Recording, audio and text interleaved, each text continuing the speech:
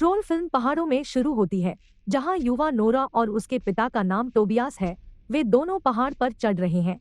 फिर वे एक पहाड़ की चोटी पर जाते हैं, जहां वे ट्रोल चोटियों के बारे में चर्चा करते हैं। ट्रोल चोटियों की कहानी कुछ ऐसी है कि शराब के नशे में 13 ट्रोल सूरज की रोशनी से पहाड़ों में तब्दील हो जाते हैं।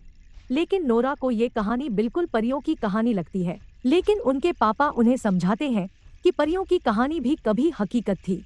फिर 20 साल बाद नोरा, जो अब एक पुरातत्वविद बन चुकी है, अपनी टीम के साथ समुद्र तट पर डायनासोर के जीवाश्मों की खोज कर रही है और उन्हें डायनासोर के कुछ जीवाश्म मिले। उसके बाद हम देखते हैं कि कुछ लोग पहाड़ को गिराने का विरोध कर रहे हैं, जो एक ट्रेन की सुरंग के लिए किया जा रहा है। कुछ कर्मचारी लोग अंदर जाते हैं और डायनामाइट डालते हैं और वे डायनामाइट को एक्टिवेट करते हैं और सुरंग को फोड़ देते हैं।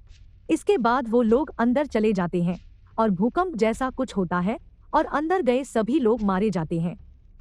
यह वीडियो सैन्य रक्षा द्वारा प्राप्त किया गया है और वे प्रधानमंत्री के साथ इस समस्या पर चर्चा करते हैं। प्रधानमंत्री एक तत्काल बैठक बुलाती है, जिसमें वह विशेष सलाह के लिए नोरा को भी आमंत्रित करते हैं, क्योंकि उन्हें विशालकाय पैरों के निशान मिलते रहते हैं, जिसे विशेषज्ञ समझ सकता है। मीटिंग में सभी लोग समस्या पर चर्चा करते हैं, जिसमें नोरा वीडियो में एक विशालकाय जीव को देखती है और वह कहती है कि हमें जल्द से जल्द कुछ करना होगा।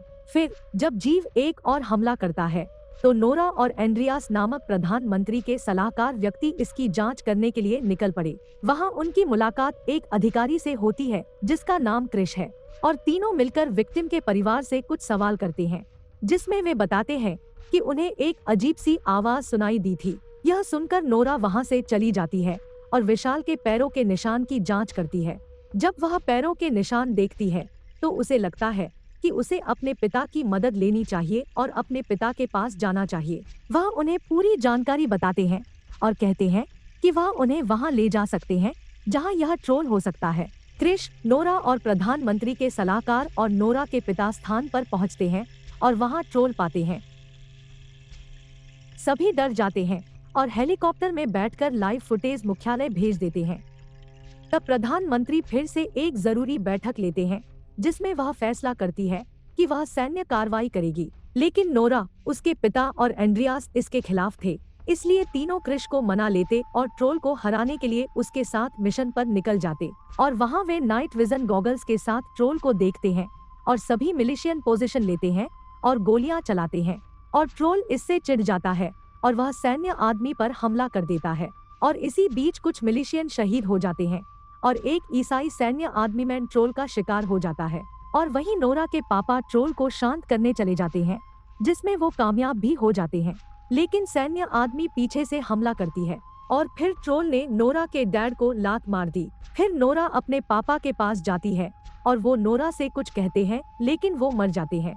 फिर अगले दिन एंड्रियास और क्रिश नोरा से मिलने आते हैं, क्योंकि वह बहुत परेशान है। तभी वह अपने पिता की डायरी से ट्रोल के बारे में जानकारी जुटाती है, जिससे उन्हें पता चलता है कि चर्च की घंटी की आवाज से ट्रोल परेशान है। इसलिए ट्रोल को मारने के लिए कुछ हेलीकॉप्टर पर चर्च की घंटी टांग देते हैं और ट्रोल के आसपास घूमते रहते हैं, जिससे वह काफी चिढ़ जाता है और वह हेलीकॉप्टरों को नष्ट करना शुरू कर देता है।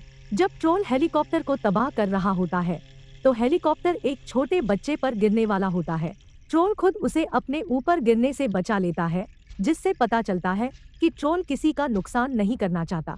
फिर अगले दिन प्रधानमंत्री और सेना के सलाहकार चर्चा कर रहे हैं और उसके बाद सेना प्रमुख कहता है कि उसके पास कुछ हथियार है जिसकी मंजूरी सरकार से नहीं मिली है। फिर वो लोग फिर से ट्रोल पर अटैक करने का फैसला करते हैं और इसी बीच एंड्रियास इस्तीफा दे देते हैं।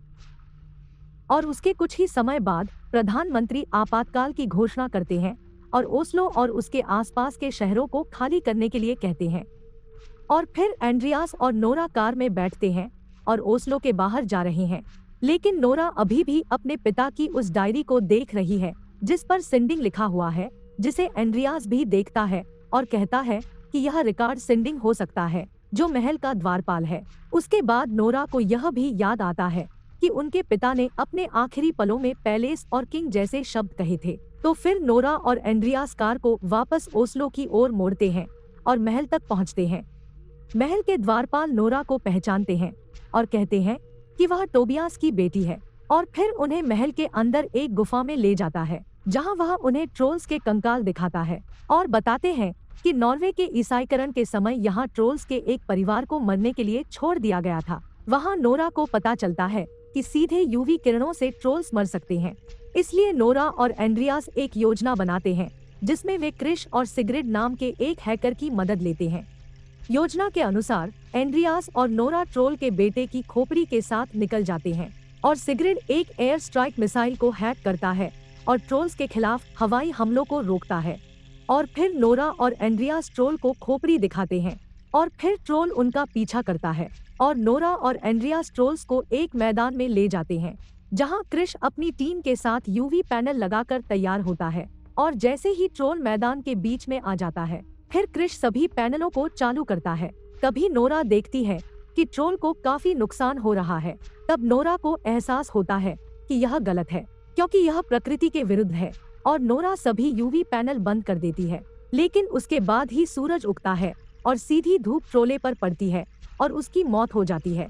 फिर कुछ देर बाद वहाँ प्रधानमंत्री और अन्य लोग जुटते हैं और आखिर में एंड्रियास और नोरा की बातों से लगता है कि ट्रोल का दूसरा पार्ट भी आ जाएगा। और फिर पोस्ट क्रेडिट सीन में एक और धमाका दिखाया गया है जिससे ये कंफर्म हो गया है कि दूसरा पार्ट जरूर आएगा जिसमें हम बाकी के 12 ट्रोल्स देखेंगे। आशा है कि आपको वीडियो पसंद आया। आगे के अपडेट के लिए हमारे साथ बने रहें। अगली बार मिलते हैं, तब तक सुरक्षित रहें। शुक्रिया।